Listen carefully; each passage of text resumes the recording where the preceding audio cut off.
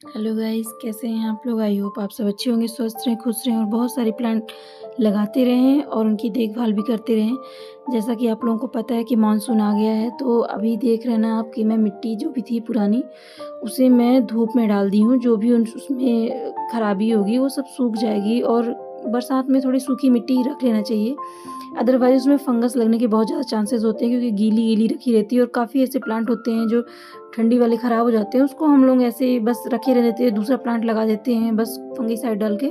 तो एक बार मिट्टी को धूप दिखाना बहुत ज़रूरी होता है। तो आप जैसे देख रहे हैं ना, मेरे पास बजरी रखी थी और ये मस्टर्ड केक है जो कि धूप में रखा था, पानी हमारे यहाँ गिरा तो ये थोड़ा-थोड़ा ख़राब हो गया था, थोड़ी स्मेल आ रही थी। तो मैं इसे भी सुखवा के और अच्छे से इसे रख दूँगी, ताकि पूरे मानसून इसकी यूज़ जो भी मैं करूँ तो ये ख़राब ना हो, क्योंकि ये अजीब-सी इसमें स्मेल आने लगती थी, पानी पड़ गया है तो।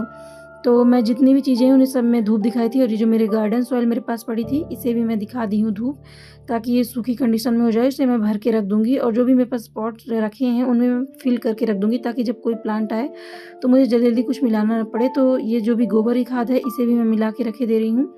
बस प्लांट लाओ और लगा दो। तो इसका रेशियो आपको 30-30 रखना है। 30% गार्डन सॉइल, 30% कंपोस्ट, 30% में आप बजरी और रेत मिलाइएगा, 10% में आप चाहे तो कोकोपीट मिला दीजिए या तो आप राइस हस्क मिला दीजिए, और उसमें आप थोड़ा फंगिसाइड जब डालिएगा जब प्लांट लगाइएगा। तो मैं इसमें ये सब मिला के रख देती हूँ, ताकि मैं जब भी जाऊँ और प्लांट लेके आऊँ तो मुझे बार-बार ये नहीं करना पड़े कि निकाल के लगाऊँ।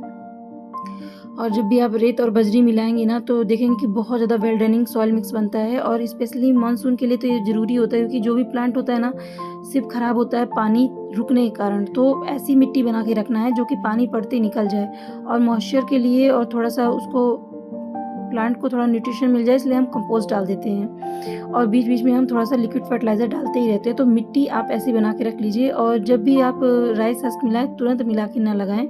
मैं बार-बार आपको बोलती हूँ अपनी हर वीडियो में कि आप मिला के रख दीजिए उसको। उसके बाद जब आपको वो 1-2 महीने पड़ के ना, जो भी उसको खराब होना होता है, फंगस लगना होता है ना, वो आराम से खराब हो जाता है, लग जाता है, और वो फिर डिकम्पोज़ हो जाती है। उसके बाद आप उसे यूज़ करें। तो मैं तो मिला के रख देती हूँ, ताकि आप इसमें देखेंगे ना, कहीं भी आपको राइस हस्क दिखेगा नहीं। और ऐसे ही जब मुझे जब ये मिट्टी मेरे पास ख़त्म हो जाएगी, तो जो दूसरा बैच मेरे पास रखा होगा ना, उसमें मैं मिला के रख दूँगी। मैं मिला के ही रख देती हूँ, वो पूरी तरह से उसमें गल-सड़ जाती है और उसको कुछ पता नहीं चलता है। आप देख रहे हैं ना, इतनी अच्छी ये मिट्टी बन गई ना, इसमें आप जो चाहे लगा देंगे, कभी कुछ नहीं ख़राब होगा। मेरे कई बार ऐसा हुआ ना कि रबर प्लांट ख़राब हुए हैं और जीजी प्लांट भी ख़राब हुए हैं, तब से मैंने ये मिक्स बनाना स्टार्ट किया। इसमें सबसे ज़्यादा रेत और बजरी की मात्रा मैं इसलिए रखती हूँ, क्योंकि वो पानी को टिकने नहीं देता है। तो आप यदि करना चाहते हैं तो इसी तरह बना के रख लीजिए और खाद मिला के रख दीजिए। आपके पास नीम खली है तो मिलाइए, अदरवाइज़ आप फंगिसाइड तो डालते ही हैं, घोल के भी डाल दीजिए, क्योंकि 15-20 दिन में आप फंगिसाइड यदि डालते रहेंगे तो ख़राब नहीं होगी। और ये मेरे पास बोरी में अलग से मैं भर के रख दी थी। इसमें राइस हस्क अभी अच्छी तरह से पूरी डिकम्पोज़ नहीं हुई है। आप देख रहे हैं, तो इसे मैं यूज़ नहीं करने वाली हूँ। इसमें भी मैं रेत, बजरी सब कुछ मिला के रख देती हूँ, क्योंकि कभी-कभी ऐसा होता है ना कि इसको निकाल के मैं अपने एडेनियम और सकुलेंट के लिए भी मिट्टी यहीं से लेती हूँ।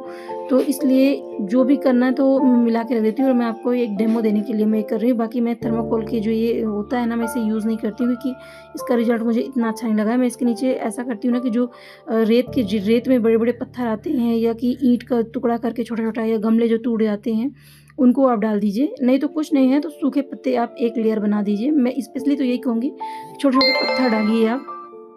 उससे क्या होता है ना कि ऊपर से जब पानी बह के नीचे तक जाता है तो वो टिकता नहीं है और निकल जाता है, और मिट्टी भी पूरा यदि आप डायरेक्ट मिट्टी डाल देंगे ना, तो वो जो यहाँ के ना आप छेद छोटे-छोटे बनाते हैं ना, उसे पूरा जाम कर देता है, और फिर पानी नहीं निकलता एक टाइम के बाद। तो जब आप पत्थर डालते हैं ना, तो वो नहीं जाम होता है, वो अच्छा रहता है, पानी अच्छे से ड्रेन हो जाता है। तो इसलिए आप देख रहे हैं ना, मैं आपको डेमो के लिए दिखा रही हूँ कि मैं इस तरह भर के रख देती हूँ, और जब भी मुझे ज़रूरत पड़ेगी तो मैं इसी गमलों से मिट्टी निकाल के यूज़ कर लूँगी, या कि जब भी मुझे यूज़ करना होगा तो मैं इसमें थोड़ी बहुत और पत्ते डालूँगी।